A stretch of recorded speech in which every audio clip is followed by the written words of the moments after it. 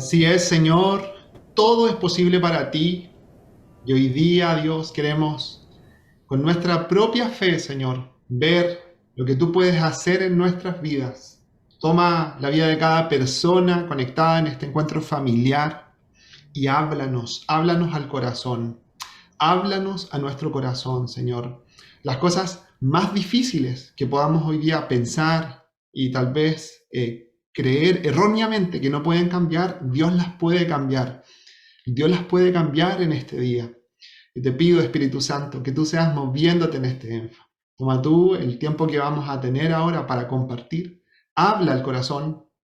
Descansamos en tu presencia y te damos a ti la gloria y la honra, Señor. En el nombre de Jesús, habla a nuestros corazones, lo necesitamos. Necesitamos esa palabra que transforma, esa palabra que renueva, esa palabra que levanta, Señor, nuestras vidas que van cayendo, Señor. Sin ti nuestras vidas están en un constante decaimiento, Señor. Sin ti nuestra alma, nuestro corazón, aún nuestro cuerpo, Señor, va decayendo constantemente, papá. Pero este día tú quieres levantarnos a través de una influencia, un poder de tu Espíritu Santo. Tú quieres hoy día traer cambios a nuestras vidas. En el nombre de Jesús, Señor. En el nombre de Jesús te damos gracias y quedamos en tu presencia en esta hora. Te entregamos a ti este tiempo, Señor. Habla a nuestro corazón. En el nombre de Jesús. Amén. Amén. Gracias. Gracias por esta invitación. Me siento muy honrado y le doy gracias al Señor por compartir con ustedes. Son mi familia espiritual, tengo familia en todo Chile y los quiero mucho, así que para mí es muy, muy grato poder estar con ustedes hoy día en este encuentro familiar. Somos 95 conexiones, pero hay unos que son familia, así que hay hartas personas. Y de verdad que es mucha bendición para mi vida poder compartir con ustedes. Ustedes más o menos ya saben el mensaje de hoy día, lo que vamos a ver, ¿cierto? Vieron el video de promoción. Daniel me hizo ahí un par de preguntas con respecto a la pala que aparecía en el video de promoción, ¿cierto? Estaba haciendo un hoyo en la tierra, porque la temática que vamos a ver ahora, el mensaje que vamos a ver, se llama Caben Pozos, ¿ya? Caben Pozos. Es un llamado de Dios y para introducir quiero comenzar con la historia bíblica que hay detrás de este nombre. En realidad vamos a ver varios versículos, pero vamos a comenzar con esta, ¿cierto? Donde aparece el tema de los pozos que estamos hablando, ¿ya? En otra versión aparecen no pozos, sino que zanjas, pero son hoyos en la tierra. Eh, el pasaje en realidad lo vamos a profundizar al final, pero la historia está en Segunda de Reyes capítulo 3. Y un poco para contextualizar, nosotros nos vamos a dar cuenta que en este pasaje eh, hay un rey, ¿cierto? Que es el rey de Israel. Hay otro rey, que es el rey de Judá. Y hay un tercer rey, que es el rey de Edom, que se ponen de acuerdo para ir a una guerra, ¿ya? El rey de Israel se llama Jorán y es un descendiente de Acab, por lo tanto también tiene esa maldad que tienen los reyes de Israel en ese tiempo, que los reyes de Judá también, pero parece que era un poquito menos que los reyes de Israel. Y, y finalmente el rey de Israel, viendo que uno de sus aliados, o sea, uno de sus como súbditos, porque Moab le pagaba tributo a Israel en ese tiempo, de repente se rebela contra Israel y ya no le van a pagar más tributo. Entonces el rey de Israel decide ir a la guerra contra el rey de Moab, contra los moabitas. Entonces dice acá que Jorán, que es el rey de Israel, mandó a llamar a Josafat, que es el rey de Judá. ¿Ya? Ustedes saben que los reinos de Israel se dividieron ahí, entonces el rey de Israel era el rey del norte y el otro era Judá, ¿cierto? Los que tenían la descendencia de David. Entonces lo mandó a llamar y le dijo, mira, el rey Moab le dice, se ha rebelado contra mí. Y le pregunta, ¿tú irás conmigo a luchar contra Moab? ¿Irías a luchar conmigo? Le dice. Y Josafat le responde, le dice, sí, yo iré contigo. Mis soldados y mis caballos están dispuestos, tan dispuestos como los tuyos. Ya, yo voy a ir a luchar contigo. Y en el versículo que sigue le dice, el rey de Judá le dice, ¿y por qué camino vamos a ir? Y él le responde, mira, vamos a ir por el camino del desierto. El versículo que sigue, que es el 9, Segunda de Reyes 3, 9, le dice, así que el rey de Israel salió junto a los reyes de Judá y de Edom. Le dije que habían 3 reyes acá, pero como tuvieron que dar un rodeo por el desierto, que duró unos 7 días, no hubo suficiente agua para el ejército ni para los animales. Y en el versículo 10 tenemos acá que finalmente el rey de Israel, ¿cierto? Joram dice, ay pues, Señor, ay pues, el Señor trajo a estos 3 reyes al desierto para entregarnos en manos de los moabitas. Esta historia, que la vamos a terminar de ver al final, es una historia de hombres comunes y corrientes, son reyes, pero son hombres con las mismas debilidades que tienen todos los hombres, todas las personas, todos tenemos esas debilidades, que se proponen hacer algo que es muy importante, ir a la guerra, ¿cierto? Para todas las cosas que nosotros necesitamos hacer, nos gustaría tener un respaldo, ¿cierto? Un respaldo de Dios. Queremos que Dios nos acompañe, que Dios nos bendiga, queremos que nos vaya bien, como encomendarnos al Señor. Eso es algo que es muy, muy conocido. Y estos hombres, especialmente el rey de Israel, que es el que está liderando esta campaña militar, está esperando que todo le resulte bien. Él quiere que todo le resulte bien, ¿cierto? Y que se le den las cosas. Y curiosamente, Edom, que es por decirlo, un país vecino, un rey vecino no aliado, porque siempre estuvieron en guerra también en otros periodos, pero aquí están aliados. Entonces, curiosamente, Joram tiene aliado a Edom. Así que lo suma en su campaña militar. Y al rey de Judá también, pues le dice, oye, ¿tú nos acompañarías a pelear contra Moab? Y él dice, sí, yo también voy. Mis caballos están dispuestos. Mis aviones, mis tanques, todo. ¿Ya? Entonces, imagínense a Joram, este rey, diciendo, oye, está súper fácil esta guerra. ¿No? Está súper fácil porque se me están dando las cosas. Y todas las personas, yo pienso que esperan que todo resulte bien.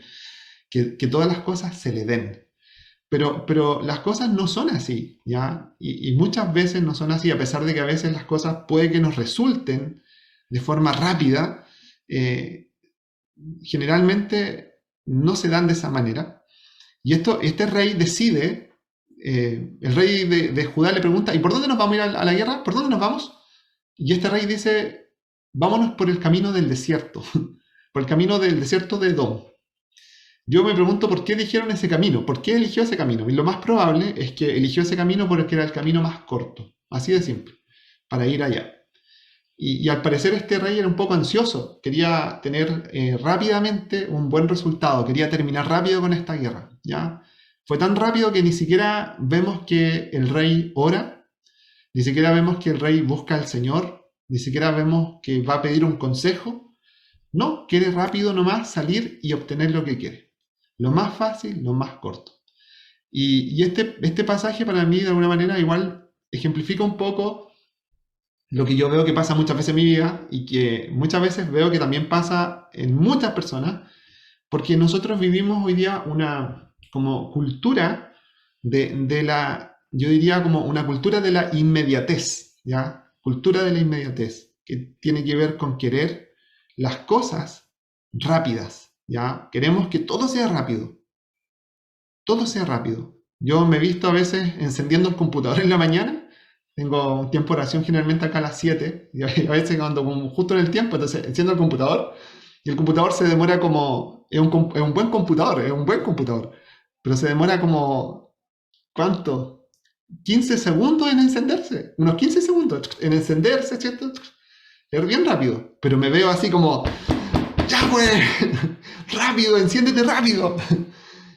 Cuando yo era chico, un computador se encendía, se demoraba, pero no sé cuánto tiempo. Pero hoy día parece que no importa la tecnología que hagan, pareciera que todo lo necesitamos más rápido. Todo.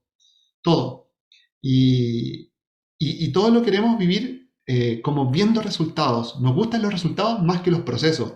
Y en un tiempo donde estamos como todos hiperconectados tecnológicamente, con dispositivos, con aparatos, ¿cierto? Estamos súper conectados. Queremos que todo ande rápido, ya que todo sea fluido, que tomemos nuestro teléfono y que deslicemos la pantalla y que todo sea fluido, y que cuando yo vea una imagen, que en ningún momento se pegue nada, que en ningún momento se pegue un video, ¿cierto? Por ahí viene un poco también la venta de una nueva banda de redes, ¿cierto? Que va a traer como... Y toda la gente está esperando eso porque todos quieren eso, quieren mayor inmediatez. Un deseo constante de gratificarnos con los resultados de forma instantánea. ¿Ya? Lo quiero todo y lo quiero ahora. Y de hecho las redes sociales, de alguna manera, muchas redes sociales son diseñadas en base a esto. O sea, Instagram, por ejemplo, es como ve una imagen un segundo. Si lo ves 2 segundos, como que después te van a, o 3 segundos, después te van a bombardear con imágenes o con publicidad de eso que te quedaste como pegado viendo 3 segundos. Eh, pero todo rápido, ¿cierto? Todo rápido. Y la pregunta que yo me hago es, estas pequeñas gratificaciones que son estos resultados rápidos que queremos de las cosas, ¿no será que nos están robando, ¿cierto? Nuestro tiempo en pequeñas porciones? ¿Ya? Estas pequeñas gratificaciones nos roban nuestro tiempo en pequeñas porciones. No solamente con la tecnología, con muchas otras cosas. ¿No será que nos están costando otra cosa más? O la pregunta que nos podemos hacer para empezar aquí es, ¿cuánto nos va a costar? ¿Ya? ¿Cuánto nos va a costar finalmente vivir siguiendo esa línea? La línea como de la inmediatez. ¿Tendrá algún costo para nuestras vidas vivir de esa manera? ¿Dios querrá que nosotros tengamos otra manera de vivir? Yo sé que muchas veces es difícil porque como que todo tiende a ser de una manera y nosotros de alguna manera somos muy influenciados. Pero aquí es donde hay una historia también en la Biblia que quiero mencionar que, que es importante porque nos muestra también nuestro propio corazón, ¿cierto? Ustedes conocen a los dos hermanos, Esaú con Jacob. La Biblia dice en Génesis 25 que cierto día, estos eran dos hermanos, ¿cierto? Un hombre de ellos, Esaú, era un hombre de exterior, era un hombre que era bueno para salir a cazar, ¿cierto? Estaba afuera, era un hombre velludo, era como más rudo, ¿cierto? Tenía como esa connotación. Y Jacob era un hombre que le gustaba estar como dentro de la casa, tal vez calentito, ¿cierto? No le gustaba estar mucho afuera, era muy diferente. Y la Biblia dice que cierto día, mientras Jacob preparaba un guiso, Esaú regresó del desierto, ¿cierto? Agotado y hambriento.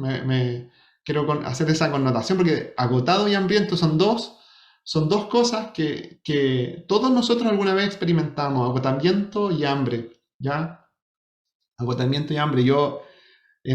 A mí me costó empezar a ayunar, pero en algún momento que intenté ayunar antes y no podía, como que me daba hambre y rompía mi ayuno porque me daba hambre. Y mi justificación era, pero es que tenía hambre, por eso. Entonces, no era capaz de sostener un ayuno porque tenía hambre. Entonces, aquí hay dos cosas que o sea, que Saúl está experimentando, agotamiento y hambre.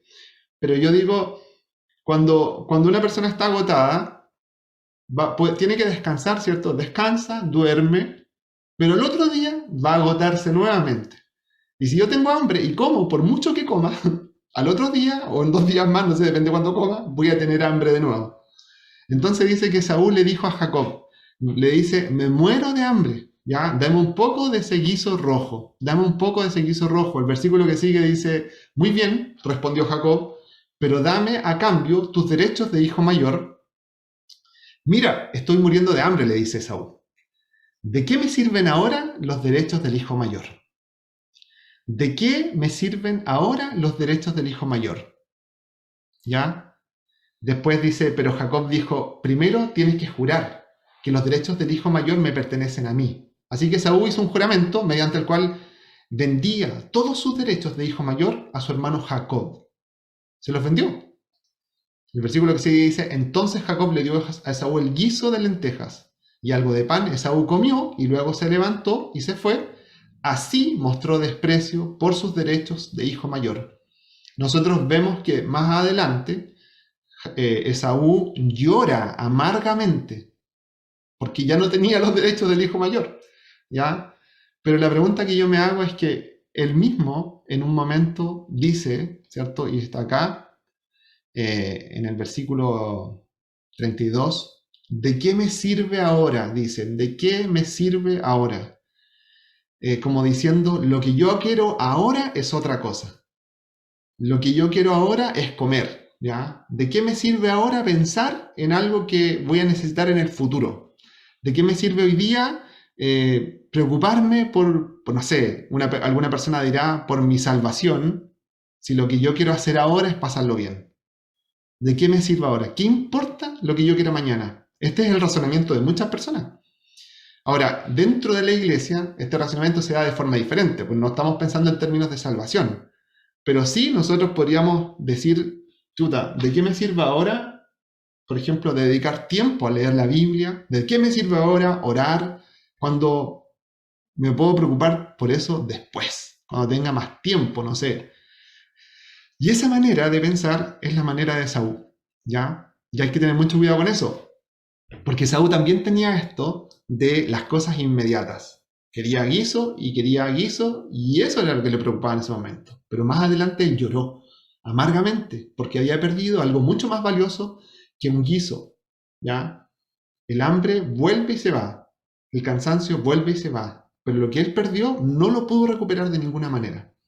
Entonces, esta forma de pensar es algo que aún es súper difícil de enseñar. Yo tengo 3 hijos y que igual cuesta de repente enseñar ciertas cosas. Me han visto pagar en un supermercado con una tarjeta y ellos piensan que porque tengo una tarjeta tengo dinero. ¿Entiendes?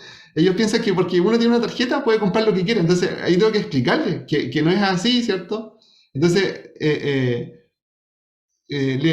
bueno, a mí me enseñaron eso, de que cuando uno es chico, ¿cierto? Tiene que trabajar por ciertas cosas. Mi abuelo era así, que de repente mi abuelo le pedíamos, yo vivía en Angol cuando era chico y con mis primos hacía mucho calor en verano y queríamos ir a una piscina que había en Angol, donde había que pagar una cantidad para entrar, eran como 1.000 pesos.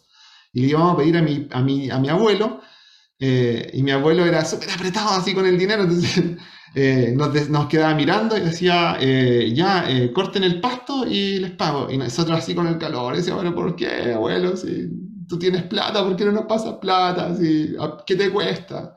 Y nosotros siempre como que nos decía, ya, hagan algo y yo les voy a dar una recompensa monetaria y nos enseñaron así. Y de alguna manera creo que es bueno, ¿ya? Es algo bueno que recuerdo.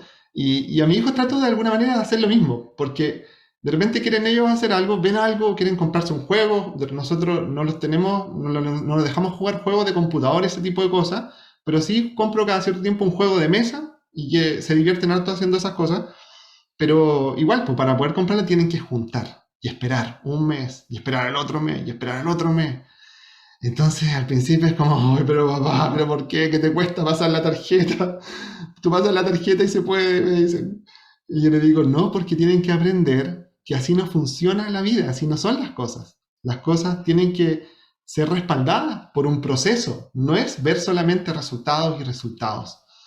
Y esa es la vida de Saúl y eso refleja mucho también nuestras propias vidas.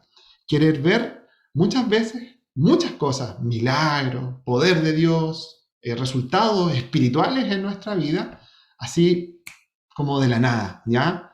Y aunque yo estoy seguro que Dios puede hacer cosas de la nada y Dios puede hacer cosas en un solo instante, generalmente vamos a ver que lo que ocurre antes en nuestro corazón tiene que ser un proceso de volvernos a Dios, de buscar a Dios, de invertir en la presencia de Dios, ¿ya? Así que somos de esas personas tal vez que quieren hoy día vivir buenos resultados sin vivir un proceso. Hagámonos esa pregunta. Somos de esas personas tal vez que quieren vivir buenos resultados sin vivir un proceso, porque si es así, yo estoy seguro que Dios nos quiere hablar y seguir hablando este día. Hay un pasaje aquí que me gusta siempre recordar, lo tengo bien marcado en la Biblia, que está en Deuteronomio 5, 5:27, dice ahí 5:27 por si acaso, si no se ve muy bien, Deuteronomio 5:27. El pueblo de Israel le dice esto a Moisés, le dice, ve tú y escucha lo que dice el Señor nuestro Dios, luego ven a contarnos todo lo que Él te diga, y nosotros escucharemos y obedeceremos, ¿ya? El pueblo de Israel le dice a Moisés, oye, si nosotros, no sé, tenemos temor de Dios, queremos hacer lo que Dios quiere, así que mira, anda tú, pasa tiempo con Dios, 40 días allá, nosotros aquí te esperamos y cuando tú tengas claro lo que hay que hacer, ven a contarnos lo que tenemos que hacer y nosotros dispuestos a obedecer, ¿ya? Podríamos rescatar, entre comillas, la disposición a obedecer, aparente que tenía el pueblo de Israel, pero hay algo allí, hay algo que tiene que ver con nosotros, que es ese deseo o esa búsqueda de no pagar el precio, de no pagar, de no recorrer el camino, de no hacer lo necesario para tener el resultado que Dios quiere que yo tenga, ¿ya? Puede ser una bendición, puede ser un cambio en nuestra vida. De alguna manera el pueblo de Israel está diciendo a Moisés, mira, ve tú y haz por mí lo que yo no estoy dispuesto a hacer. ¿Me entienden? Miren, seamos súper sinceros. Alguna vez nos ha pasado, yo creo, a todos. Alguna vez nos ha pasado que le hemos pedido oración a alguien, ¿cierto? A alguien de Minorá, de la cadena de oración, a un líder, ¿cierto? A alguien. Mira, te pido oración porque tengo, no sé, una entrevista de trabajo y voy a estar mañana a las 8 de la mañana, una entrevista. Ora por mí, por favor. Y mandamos un mensaje y decimos, listo, ya. Ahora estoy bajo cobertura, ¿ya? Ahora me va a ir bien, porque alguien está orando por mí. Y eso es una tremenda bendición que alguien pueda orar por nosotros. Pero ¿cuántas veces nosotros estamos tomando esa actitud de Israel? De decir, oye, ve tú y ora por mí, y si Dios te dice algo, cuéntame, porque yo quiero ser obediente a lo que Dios me dice. Pero no estamos dispuestos nosotros a orar nosotros, porque cuando nosotros le pedimos a alguien que ore por nosotros, es porque supuestamente nosotros también estamos orando y queremos ayuda en oración. Pero muchas veces nosotros estamos pidiéndole a alguien que ore no por nosotros, sino que ore en el lugar de nosotros. ¿Me entienden? Y así a veces tenemos papás, ¿cierto? No orando por su hijo, pero pidiendo oración por su hijo. O esposas, no orando por su esposo, pero pidiendo oración por su esposo. Y sigan pidiendo oración porque eso es una tremenda bendición. Pero Dios nos quiere llevar a algo más, ¿ya? Esto es como muy arraigado incluso en nuestro país, donde está tanto este tema como de idolatría, ¿cierto? De ir a pagar una manda, ¿cierto? La cultura católica que llevaba a mucha gente a ir aquí nosotros estamos súper cerca de Yumbel. Y Yumbel 2 veces en el año es así, pero la gente va y llena ese lugar. Ahora, en este tiempo de la pandemia, no se puede, ¿cierto? Pero lo más probable es que después no se pueda, vuelven, ¿cierto? Y hay un tema de que, chuta, en todo el año no voy a buscar a Dios, no voy a arrepentirme de nada, no voy a hacer nada, pero un día voy y hago algo para que las cosas se solucionen. Y eso tenemos que erradicarlo en nuestro corazón completamente, ¿ya? Ese pensamiento, esa idea de que alguien haga por nosotros lo que nosotros tenemos que hacer, tenemos que cambiarla, tenemos que cambiarla. Yo me acuerdo que yo le conté que contaba que el año 2015 yo empecé a hacer tiempo completo aquí en Los Ángeles y nosotros con mi esposa decidimos quedarnos aquí independiente del tema financiero. Eran poquitas personas, había personas muy fieles, pero dijimos, no importa, o sea, que el Señor nos va a respaldar. Y siempre fue como, al principio fue como siempre tan así como el Señor, así justo, ¿cierto? Justo dando así, pero como probando la fe. Pero me acuerdo que una vez, yo me acuerdo que estaba, me levanté un día y empecé a pensar en temas financieros y dije, pero ¿cómo hay que pagar esto y pagar lo otro? No, es que no se va a poder. Dije, como que me puse negativo. Eso fue como, no sé, me levanté a las 7 de la mañana y a las 8 yo estaba como pensando y empezó a entrar en mí un pensamiento diciendo, yo me equivoqué. Yo dije, yo me equivoqué, no debía haber sido tiempo completo, me equivoqué, como que me tiré antes a la piscina, debía haber esperado porque me adelanté. Entonces empecé a dudar. Y dije, no, Señor, me equivoqué, chuta, no debía haber sido así. Y empecé a dudar. Me llené con ese pensamiento durante un rato, fue como una hora. El año 2015-16, más o menos. Y de repente me llaman por teléfono y me entra una llamada y me estaba llamando Ricardo Loyola. Ya, bueno, ustedes conocen, ¿cierto? Ricardo Loyola. Y nunca me había llamado personalmente Ricardo. Yo había hablado conmigo algunas cosas a través de Alberto, que es su hermano, entonces, pero nunca me había llamado personalmente. Entonces me llama Ricardo y yo le contesto pensando que se había equivocado el número porque como me llamo Abner con A, Balukis, apellido con B. A veces, como soy el primero en la lista de los nombres, me llaman personas y dicen, oh, me equivoqué, perdón, me dicen. Entonces me llama Ricardo y me dice, Abner, ¿cómo estás? Bien. ¿Cómo está la familia? ¿Cómo están los niños? Ya, bien. Después me dice, bueno, tú sabes, no te estoy llamando por eso. Me dice, en la mañana estaba orando por ti, me dice. No, en la mañana estaba orando y el Señor me dice que te estás cuestionando tu servicio. Y yo quedé así, pero, loco, me está llamando de Arica. Y me dice, el Señor me dice que tú te estás cuestionando tu servicio, me dice.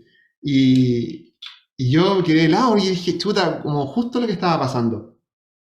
Y claro, entonces me dice, no, Abner, el Señor me dice para tu vida, Segunda de Crónicas 7:14.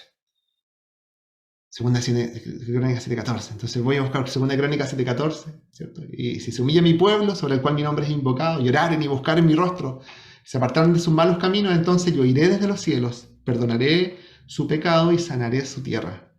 Dios me estaba llamando a vivir un proceso de humillarme delante de Dios, de orar, de buscarlo. Pero cuando Ricardo me dice, Abner, Dios me habló con respecto a tu vida, yo dije, oh, qué bueno, el Señor me dice algo que me va a solucionar el problema. Eso me va a decir. Pero Dios me dice, no, vive el proceso. Un proceso de doblar tus rodillas, de orar, no de quejarte porque no hay finanzas, no de quejarte porque no viene gente al ministerio, sino que de empezar a orar, a humillarte. Y desde ahí tomé esa actitud y todo cambió. Pero fue algo muy fuerte, porque muchas veces me he visto de esa manera, no queriendo vivir ese proceso. Resultados sin esfuerzos. Oh, Moisés, ora por nosotros, bendíceme, ¿ya? Que me llame alguien y que me bendiga. Necesito eso, pero yo no estoy dispuesto. Entonces, esa es una frase común, ¿cierto?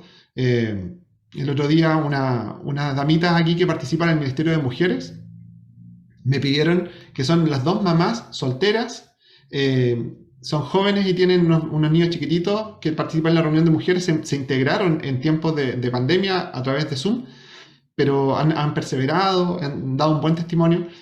Me pidieron a través de la Fran si yo podía ungir a los niños, orar por los niños, hacer algo por sus hijos. Y yo las llamé y para saber un poco lo que esperaban y lo que querían, pero les dejé súper claro en realidad que la oración que yo podía hacer por los niños, en la misma reunión de mujeres lo hicimos de hecho, la oración que yo podía hacer por los niños en realidad no era como ponerles como una especie de marca, como reemplazar el bautismo de los niños que hacen los católicos, ¿cierto? Por una consagración o algo que haga que el niño esté protegido y esté guardado de cualquier influencia, de cualquier cosa, independiente de lo que ella haga como mamá. O sea, la oración la enfocamos en que ellas asumieran un rol de criar a sus hijos en el temor de Dios. A criar a sus hijos en el temor de Dios. Entonces ellas quedaron, después de la oración quedaron así como, chuta, tremenda responsabilidad para nosotros, ¿ya? Porque ellas son responsables. No es ora en mi lugar, es ora conmigo también. Entonces, es tiempo de decir en esta actitud, basta, ¿ya? Si yo quiero la bendición, tengo que buscar la bendición. ¿Me entienden?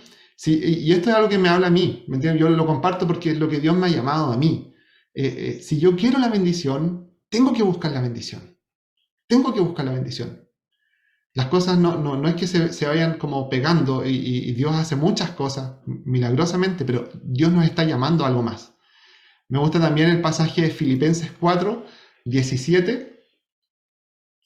Lamentablemente no sé muy bien porque no elegí muy bien el color, pero Filipenses 4:17 dice, Pablo dice a la iglesia filipense, le dice, no es que busque dádivas, sino que busco fruto.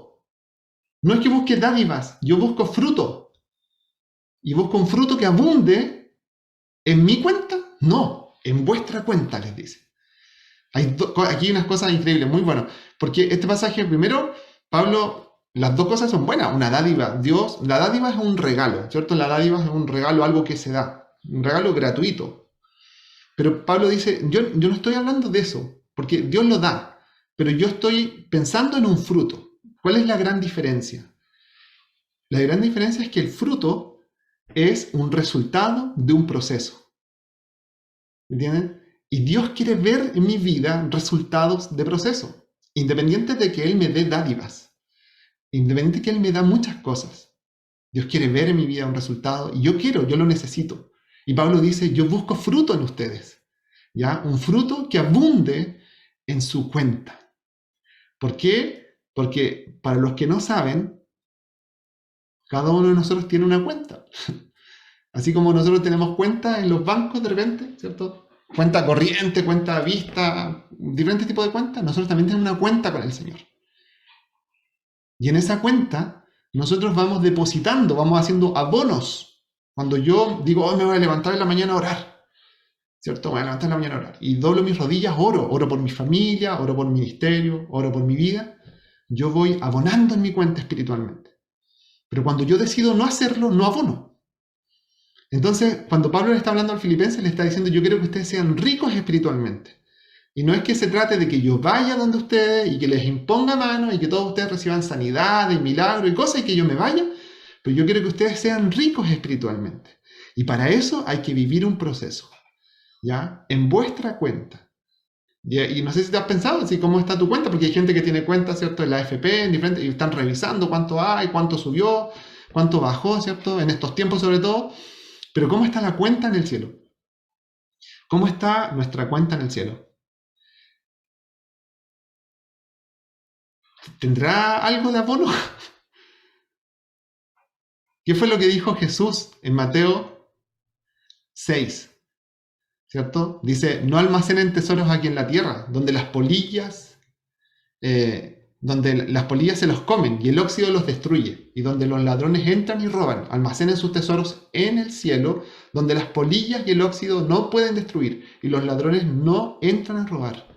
Eso es lo que Dios nos está llamando, ¿ya? Es muy diferente una cosa de la otra. Dios nos está llamando a que nosotros podamos empezar a abonar en esa cuenta que tenemos en el cielo, y eso es algo diario, ¿ya? De a poco, lo vamos haciendo de a poco, vamos abonando y vamos a ver el poder de Dios. Como ejemplo, miren, hay un pasaje a mí que me gusta mucho, que es uno de mis pasajes favoritos de la Biblia, y estoy seguro que a muchos le pasa lo mismo, que es Ezequiel capítulo 37, ¿cierto? Ezequiel 37, fabuloso, increíble.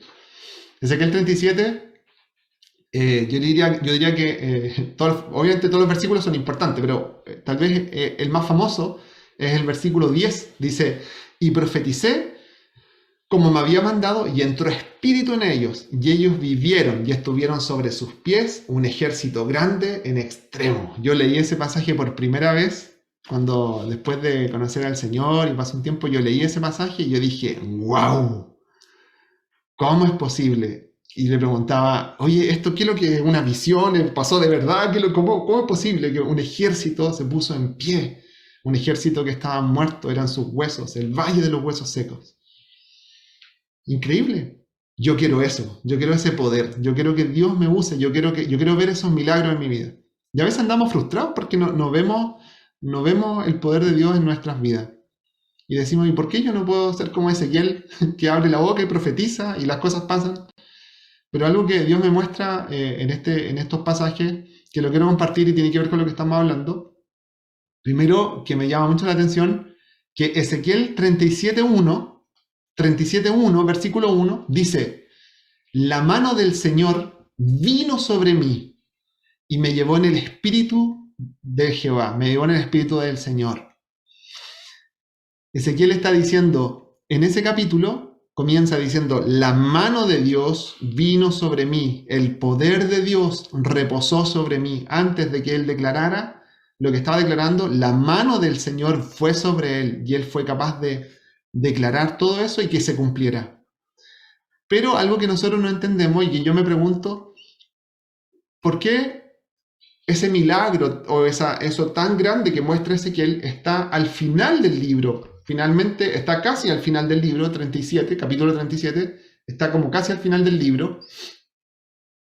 Y me di cuenta que esto es un resultado de un proceso, ¿ya? Es el resultado de un proceso. De hecho, si ustedes ven, por ejemplo, y ustedes tal vez tengan su Biblia ahí, pero si ustedes ven, por ejemplo, el capítulo 35 de Ezequiel, 35, no el 37, 35.1, capítulo 35.1, dice, vino a mí palabra del Señor diciendo. No es, vino a mí la mano de Dios. Dice, vino a mí palabra del Señor diciendo. Capítulo 34. Vino a mí palabra del Señor diciendo. Si ustedes siguen buscando hacia atrás, capítulo 33. Vino a mí palabra del Señor diciendo.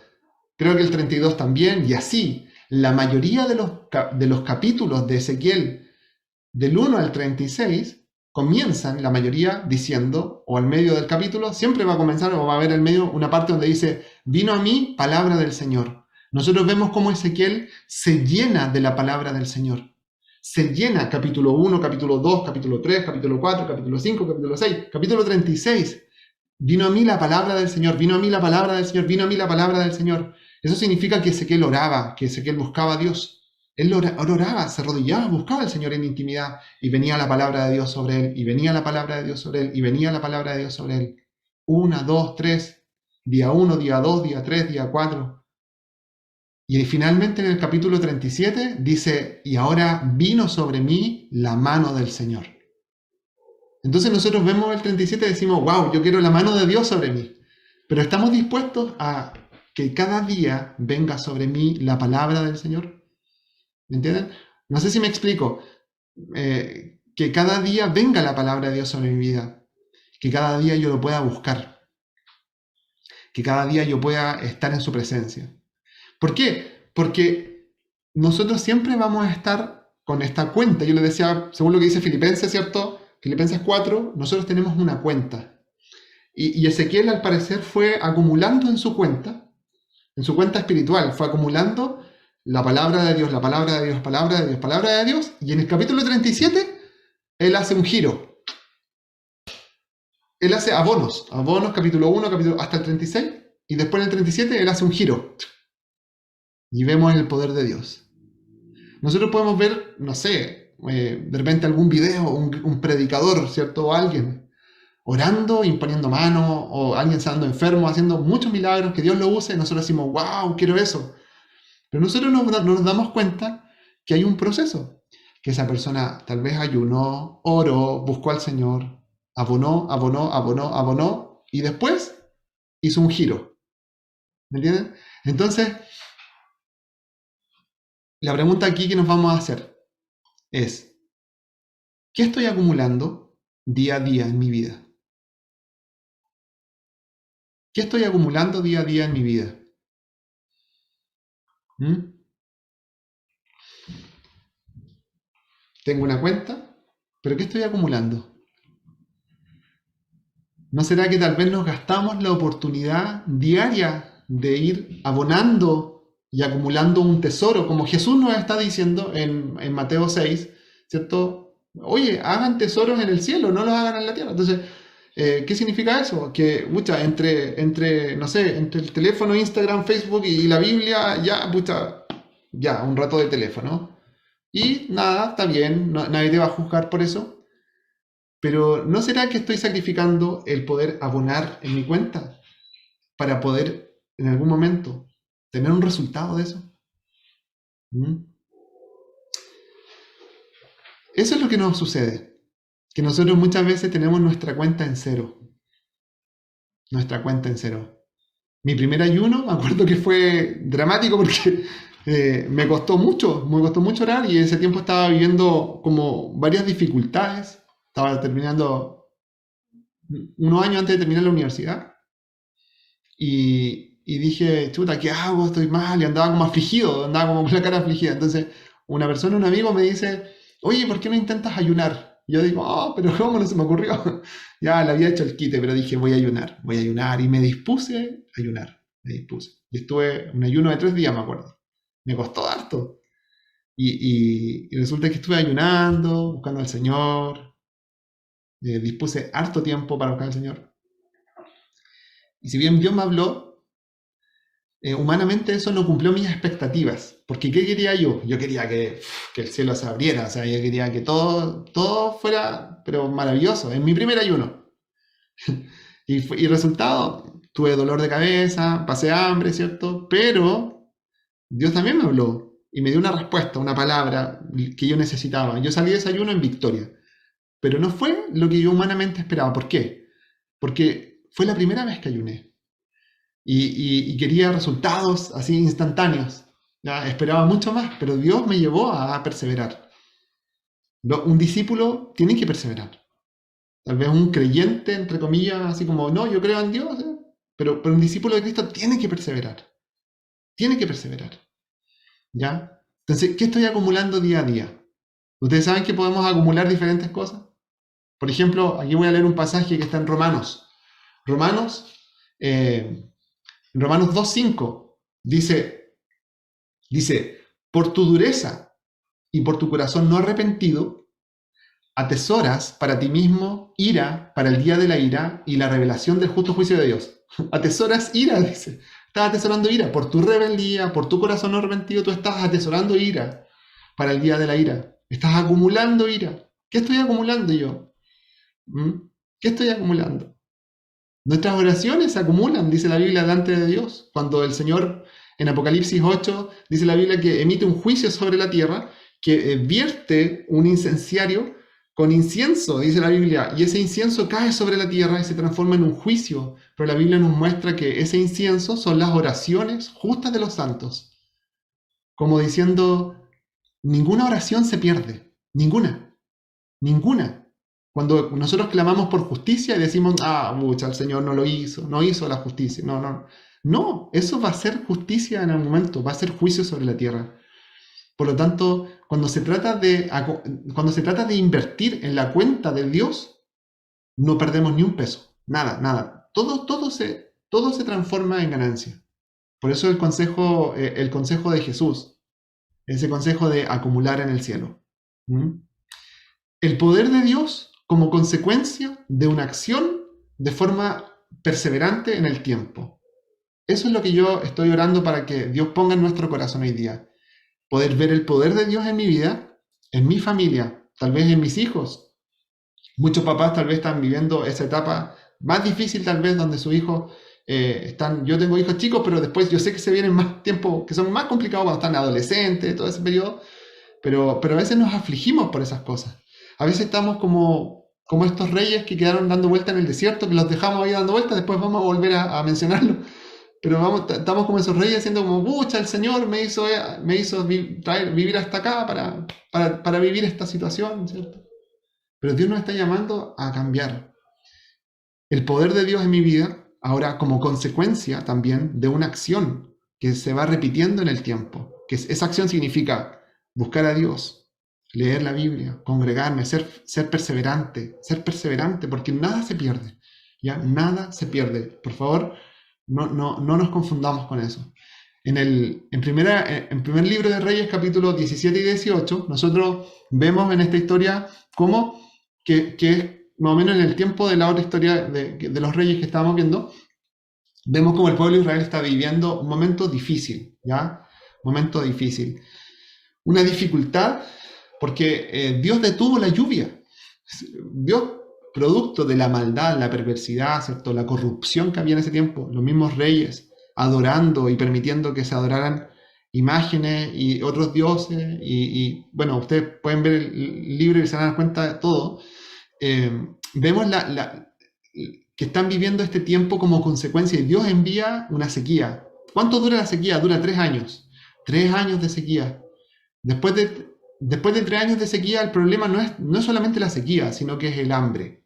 El hambre. Entonces había sequía, había hambre, había una gran crisis. No sé si les suena esa palabra, crisis. ¿Ya? Había una gran crisis. A veces vivimos crisis como sociedad, como la crisis hoy día espiritual, moral que vive Chile, por ejemplo, que nos debería tener a todos cavando un pozo, ¿cierto? Para que Dios derrame su bendición, que nos debería tener a todos de rodillas. Muchas veces no, porque no lo hacemos. Pero también hay crisis personales que tienen que ver con el matrimonio, con la familia, con los hijos, con las finanzas, con enfermedades, un montón de cosas. Entonces, en este tiempo de estos reyes, capítulo 17, capítulo 18, todo está representado aquí en 2 hombres, ¿ya? 2 hombres. Estos 2 hombres son Acab y Elías. Dice acá que en primer libro de Reyes 18:42. ¿Ya? Dice que entonces Acab fue a comer y a beber. Elías, en cambio, subió a la cumbre del Monte Carmelo, se inclinó hasta el suelo y lloró con la cara entre las rodillas. Me encanta ese versículo, me gusta mucho. Nos muestra como el detalle de cómo estaba orando Elías. El detalle de cómo estaba orando. Pero aquí hay algo muy importante. Acab y Elías eran dos líderes. Elías era un líder espiritual de Israel. Acab era un líder político. Era un mal líder, era un mal rey. Sabemos que era así. Pero aún así él tenía esa posición. Entonces, todo está representado aquí en dos hombres, dos personas. Acab dice que en medio de esta gran crisis de hambre, de sequía, de sufrimiento de la gente, de su pueblo, de su propio pueblo, ¿qué es lo que hace Acab? Dice que va a comer y a beber, a satisfacer sus necesidades inmediatas, a tener gratificación, a pasar las penas, podríamos decir lo que sea, cualquier cosa. Pero también dice la Biblia que, en cambio, poniendo esta contraposición entre Elías y Acab, en cambio Elías subió a la cumbre del Carmelo. Ah, es que Elías no tenía hambre. No, también tenía hambre. ¿Ya? También tenía hambre. Pero subió a la cumbre del Carmelo, se inclinó hasta el suelo y oró con la cara entre sus rodillas. ¿Por qué estaba orando con la cara entre las rodillas Elías? Estos profetas, Elías y Eliseo, eran como súper, como que quebraron un poquito los esquemas de repente cuando uno los ve, la forma en que hacían los milagros, ¿ya? Pero aquí vemos a Elías orando con la cabeza entre las rodillas. ¿Y por qué está orando con la cabeza entre las rodillas? Porque, porque yo creo que Dios le estaba mostrando que no había nada en ese momento, en el mundo natural, físico, que él pudiera ver, que fuera una respuesta para los problemas de ese momento, para el problema que estaba viviendo Israel. Si él miraba al cielo, había una sequía, había un cielo despejado. Entonces él dijo, yo me desconecto de esto, me meto la cabeza entre las rodillas y me pongo a orar, ya con el rostro entre las rodillas. No hay nada en el mundo que él esté buscando, él está buscando algo que está en el reino de Dios y lo está buscando para traerlo a la vida de la gente que está allí en ese lugar. ¿Ya? Entonces, la posición de Elías, porque se metió su cabeza entre las rodillas, la posición de Elías era como una posición así como, yo diría que tal vez estaba como en una posición fetal, no sé, como agachado, con sus piernas encogidas, tal vez como, no sé, me imagino como que está empollando un milagro, ¿me entienden? Está empollando un milagro. ¿Por qué? Porque él ora una vez, ora dos veces, ora tres veces, ora cuatro. A la séptima vez que va a orar recién hay una nube. Y después dice, listo, ya, se viene el aguacero, va a llover. Pero él trajo el milagro del reino de Dios aquí a la tierra, al mundo, lo trajo. Porque él estaba en la presencia de Dios. Y estuvo como incubando un milagro. Nosotros como cristianos, como hijos de Dios, tenemos que hacer eso. Tenemos que como incubar los milagros, tenemos que como empollarlos, hacer que crezcan, que creerlo y a esperar el proceso hasta que lo podamos ver y hasta que toda la gente lo pueda ver. ¿Ya? Lo trae del reino de Dios a la tierra. Y Elías representa a ese hombre espiritual, a esa persona espiritual que Dios nos llama a que nosotros seamos. Pero muchas veces somos más como Acab. Muchas veces somos más como Acab.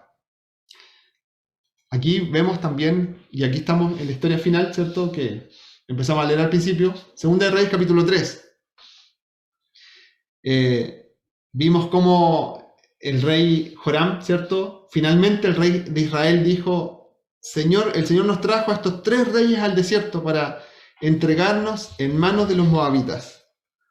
La Biblia dice en el versículo 11, pero Josafat le dijo, seguramente uno de los profetas del Señor está aquí. Preguntémosle qué dice el Señor. Al menos a uno se le ocurrió preguntarle al Señor, imagínense. Y uno de los siervos del rey de Israel dijo, Eliseo, hijo de Safat y siervo de Elías, está aquí. Y Josafat dijo, mira, la palabra del Señor está con Eliseo. Así que el rey de Israel, Josafat y el rey Edom fueron a ver a Eliseo. Ahora vemos que estos tres reyes que anduvieron dando vueltas, ahora los tres fueron a ver a Eliseo. Y dice así, Eliseo le dijo al rey de Israel, ¿qué tiene usted que ver conmigo? Vaya a consultarle a los profetas de su papá y de su mamá. ¿Cierto? Acab y Jezabel. El rey de Israel le dijo a Eliseo, dime si es cierto que el Señor nos juntó a nosotros tres para entregarnos en manos de los moabitas. Eliseo dijo, yo respeto a Josafat, rey de Judá, y sirvo al Señor Todopoderoso. Tan cierto como que Dios existe, que vine aquí solo por Josafat. Si no fuera por él, no te haría caso, ni siquiera te miraría, le dice al rey de Israel. Ahora, llamen a alguien que toque el arpa. Cuando el músico comenzó a tocar el arpa, el poder del Señor comenzó a operar por medio de Eliseo. Dice acá, y luego tenemos este versículo, que ustedes ya lo habían visto en la promoción del ENFA. Entonces Eliseo le dice, esto dice el Señor, caben pozos por este valle. Así dice el Señor, no verán viento ni lluvia, sin embargo, el valle se va a llenar de agua, y entonces ustedes, su ganado, sus otros animales, tendrán agua para beber. Estos reyes buscaron, ¿cierto? ¿Quién nos puede ayudar? Estamos en problema. ¿Quién nos puede ayudar? Ah, mira, hay un profeta acá. ¿Cómo se llama? Eliseo. Buen profeta, vamos a verlo. Vamos a ver a Eliseo, ¿cierto? Van los tres profetas. Eliseo, oye, mira, esta es la situación. ¿Cuál es la solución? ¿Ya? Ayúdanos. Como diciendo también, pues, ora por nosotros. Soluciona el problema. ¿Y cuál es la solución de Eliseo? ¿Y qué es lo que le dice el Señor a estos reyes? ¿Qué tienen que hacer? ¿Qué tienen que hacer? Porque ¿cuál era su problema? Que se iban a morir de sed. Entonces estaban cansados, estaban fatigados. Cuando uno está cansado, lo que menos quiere hacer es trabajar. Cuando uno no tiene ánimo, lo que menos quiere hacer tal vez es orar. Cuando uno está desesperanzado, a lo mejor lo que menos quiere hacer es leer la Biblia, no sé. Pero estos tres reyes estaban cansados. Entonces fueron como casi como la última esperanza de Eliseo. ¿Y qué les dice Eliseo? ¿Qué tienen que hacer? Les dice, caben pozos. ¿Ya? Caben pozos. Caben pozos por todo este valle. Así que, así dice el Señor, no van a haber viento, no van a haber lluvia, no van a ver tal vez el resultado inmediatamente, ¿ya? Es como Elías orando por la lluvia, oró una vez, no había lluvia, oró dos veces, no había lluvia, oró tres veces, a la séptima vez había una nube. Entonces cuando Dios te dice, oye, ora por tu esposo, ora por tu hijo, ora por tu matrimonio, lo que Dios está diciendo, oye, mira, ora, cava un pozo. No vas a ver tal vez viento, no vas a ver lluvia, no vas a ver que estén pasando esas cosas, como diciendo, hoy estoy orando y las cosas están pasando, así que sigo orando. No, tal vez no va a haber un resultado inmediato, pero sí vale la pena. Y hay muchas personas que no quieren tomar la pala. Ya que tengo mi pala acá, la del video. Una pala antigua. ¿Ya? Pero ¿cómo se cava un pozo? ¿Cómo se cava un pozo como el que estamos aquí viendo en el pasaje? ¿Cómo se cava? Se cava, ¿hay una máquina que cabe pozos? Sí, hay máquinas que caben pozos, sí, pero Dios nos está llamando aquí a ocupar la pala. Aquí nos está llamando a ocupar la pala. No hay otra salida, no hay otra forma. Ya tomó la pala, ya hubo un hoyito chiquitito, ¿cierto? Voy a orar 5 minutos al día por mi matrimonio. Perfecto, si ora 5 minutos al día, va a tener un pocito chiquitito. Y cuando Dios derrame la bendición, va a llenar ese pozo chiquitito. Porque del tamaño del pozo que yo cabe, también va a ser el agua que Dios va a enviar. Porque estos reyes y este ejército se estaban muriendo de sed. Entonces necesitaban mucha agua. Entonces tenían que cavar un pozo profundo. Y Dios quería hacer el milagro. Pero en este momento ya Dios les dice, oye, ya basta, ahora tomen la pala y pónganse a cavar. Tomen la pala y pónganse a cavar. Y yo creo que es un llamado para nosotros, para mí, para ustedes, para cada uno. Como iglesia es hora de tomar la pala. Y esa pala significa muchas veces un costo, un sacrificio, dejar otras cosas de lado, ¿cierto? pero es un día a día. Perseverancia, constancia, orar. Nosotros hicimos un desafío acá de lectura bíblica, de leer la Biblia en 120 días cuando comenzó el año, el 1 de enero. Y la gente estaba tan contenta después cuando terminaba el desafío, porque muchos no creían que podían leer la Biblia en tan poco tiempo. Así que eso me obligó a hacer otro desafío ahora. Y comenzamos el 1 de julio con otro desafío de leer la Biblia en 180 días para terminarla a fines de año. Pero la gente así súper contenta porque uno empieza a ver resultados. Porque leer la Biblia es una cosa, pero también obviamente que Dios nos llama a orar, a perseverar.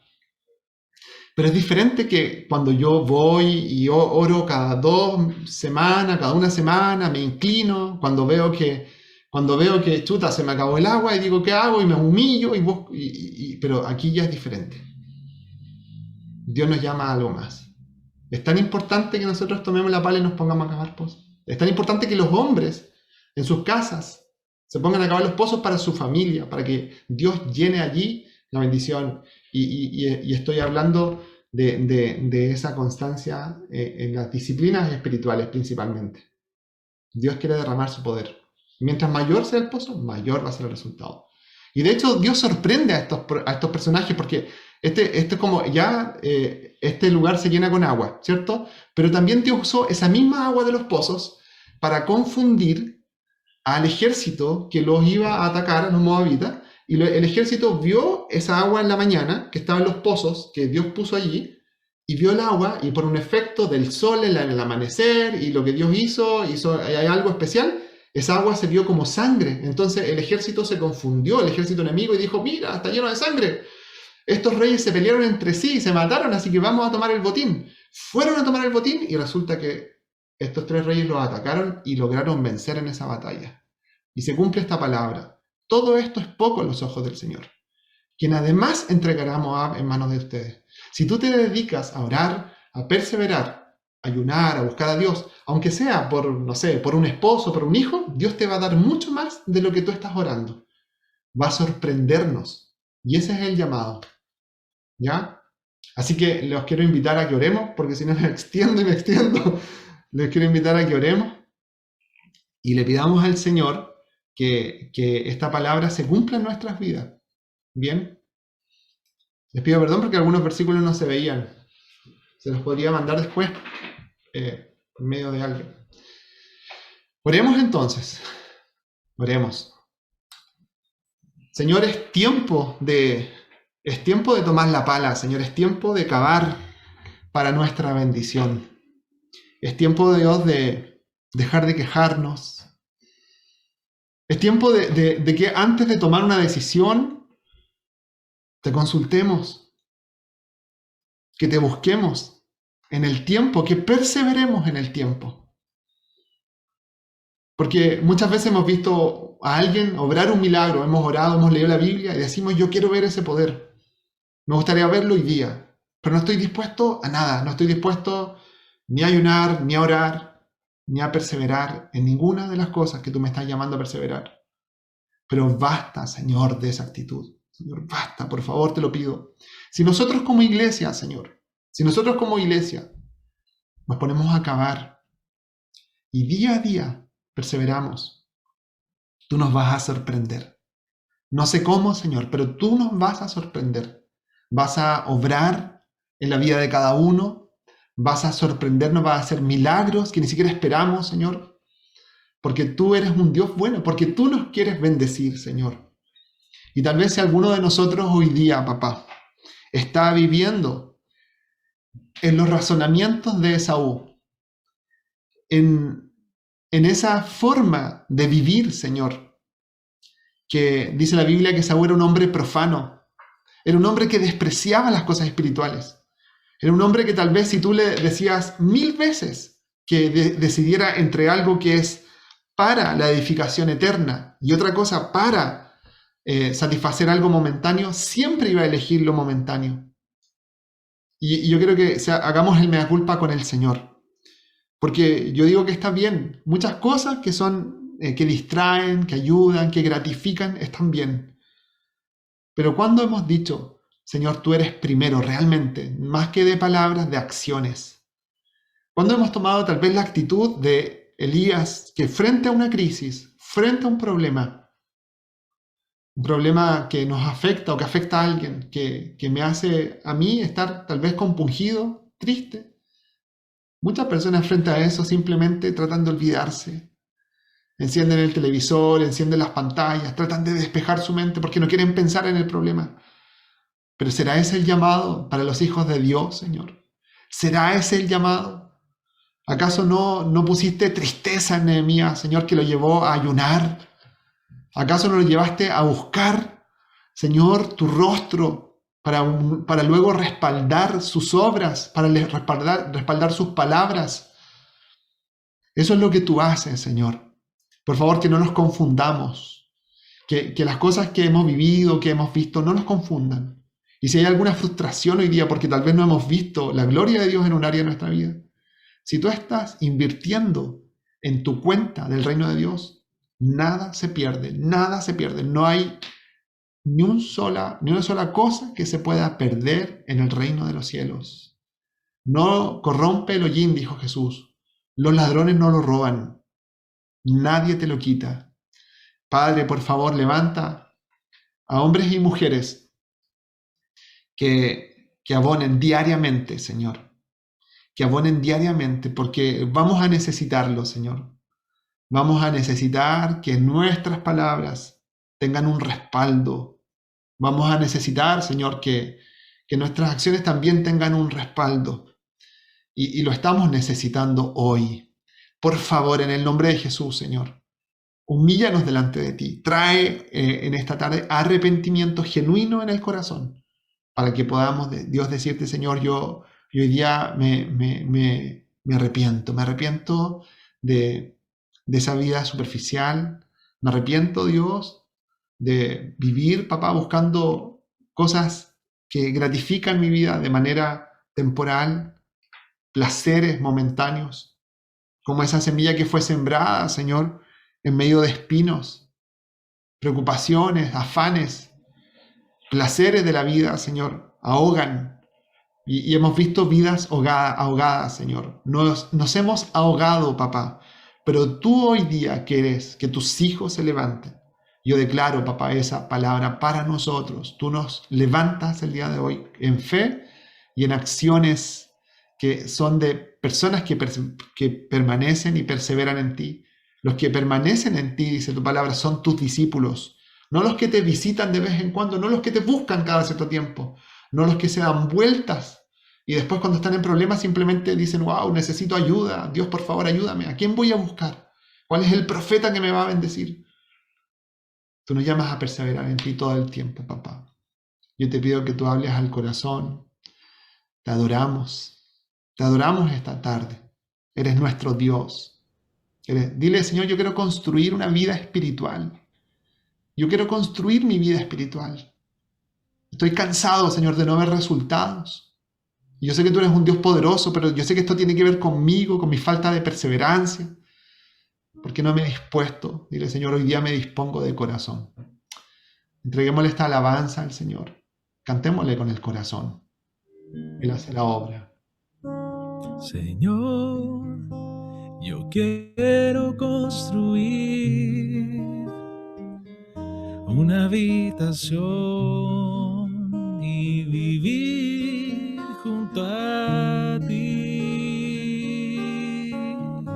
Señor, yo quiero construir una habitación y vivir junto a ti, Señor, en suprema adoración. Aquí está mi corazón que te quiere adorar, Señor, en suprema adoración. Aquí está mi corazón que te quiere adorar. A cada instante de mi vida yo te agradeceré. instante de mi vida, siempre te exaltaré. A cada instante de mi vida, siempre te amaré, Señor. Señor, yo quiero construir una habitación y vivir junto a ti, Señor, en suprema adoración. Aquí está mi corazón que te quiere adorar. A cada instante de mi vida yo te agradeceré. A cada instante de mi vida siempre te exaltaré. A cada instante de mi vida siempre te amaré, Señor. A cada instante de mi vida yo te agradeceré. A cada instante de mi vida siempre te exaltaré. A cada instante de mi vida siempre te amaré, Señor.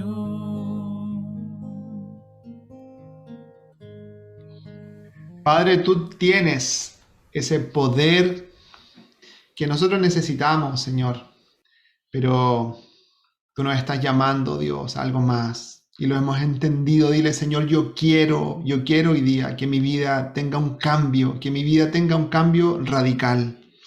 En el nombre poderoso de Jesús, ese cambio me va a llevar a perseverar, no a sentirme solamente emocionado en un momento, sino a perseverar, que mi voluntad hoy día esté involucrada y que cada día, Señor, yo pueda elegir por ti, en cada hora, Dios, en cada día. En el nombre poderoso de Jesús, yo comienzo a ver riqueza, Señor, riqueza espiritual. Yo comienzo a ver, papá, el día de hoy, que este ministerio también se enriquece, que personas hoy día comienzan a desarrollar una fe que ni siquiera pensaban que podían tener. Muchas personas hoy día dudan de lo que pueden hacer en el Señor porque se valen de sus capacidades humanas, pero no han entendido la gracia de Dios que Dios quiere derramar día a día en sus vidas. Por favor, hoy día sométete a esa voluntad de Dios diaria para que Dios pueda hacer la obra en tu vida, que Dios pueda hacer la obra en tu vida. Cristo murió por cada uno de nosotros y tenemos salvación, pero la vida que tengamos aquí puede ser también muy miserable, puede ser también muy mediocre porque no buscamos al Señor. Y esa es la verdad. Yo te pido, Espíritu Santo, que hoy día te podamos creer y podamos ir mucho más allá. En el nombre de Jesús. Gracias te damos, Señor, por este tiempo. Yo bendigo, Señor, a esta familia que somos, Señor, la cual tú quieres fortalecer espiritualmente. Te damos gracias por este tiempo. En el nombre de Jesús, quedamos en tu presencia, Dios. En el nombre de Jesús. Amén. Amén.